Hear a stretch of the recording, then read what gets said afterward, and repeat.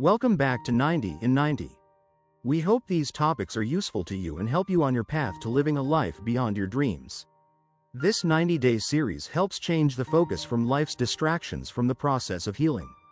It is not intended to replace the personal contact of in-person groups and meetings, but we hope a solid supplement to your process and path to living a life in recovery. Day 67. The Emotional Rollercoaster. Higher Power.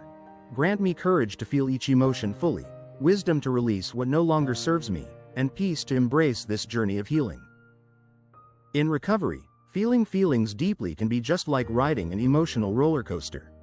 For so long, I intentionally dulled and suppressed my emotions to cope, and now, raw and undiluted, they come flooding back. Joy can feel exhilarating, sadness overwhelming, anger intense, and fear immobilizing. This whirlwind of emotions is both a gift and a challenge. It is living life in its purest form, as everyone must, and it's not always easy for me to sit with these unfamiliar experiences. The first most meaningful understanding that I received about feelings was, feelings aren't right or wrong, they just are. This was a change for me because my base understanding of feelings was either that they were good or bad, basically a value judgment. And while I was just discovering the full range of feelings that I had spent so long suppressing, this was a good start. Now, on this ride, living this new way of life, there are days when I feel like I'm soaring high, capable of taking on the world, and others when I'm brought low, facing pain or regret. But in this emotional landscape, I learned to experience each feeling, even if, traditionally, I would rather escape it. I remind myself that feelings don't last forever, they come, and they go. It's all part of learning to live authentically, letting each feeling wash over me like waves, knowing I don't have to drown in them.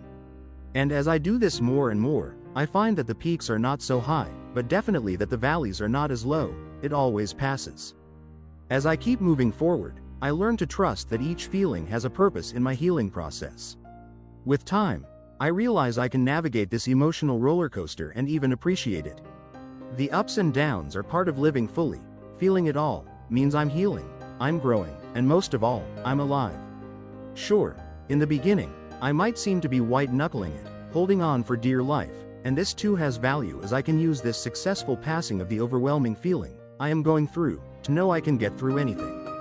My first thought now, when issues arise, is to use the process of prayer to ask for relief. Then, as I have learned to do, I often share the situation, feeling, or whatever it is, with my support group. I usually find that I didn't invent the issue and I get to see that others have survived it over and over, and I can too. As a side note, it is common to believe that recovering people are often surprised that everyone goes through this. Naturally, that seems obvious, but in my self-centered, self-focused life, I was late to understanding that everyone has to deal with this. I just needed to find a new default way to grow through it. Join us tomorrow for another topic as we continue this journey towards a more complete life. Don't forget to like, comment, and subscribe.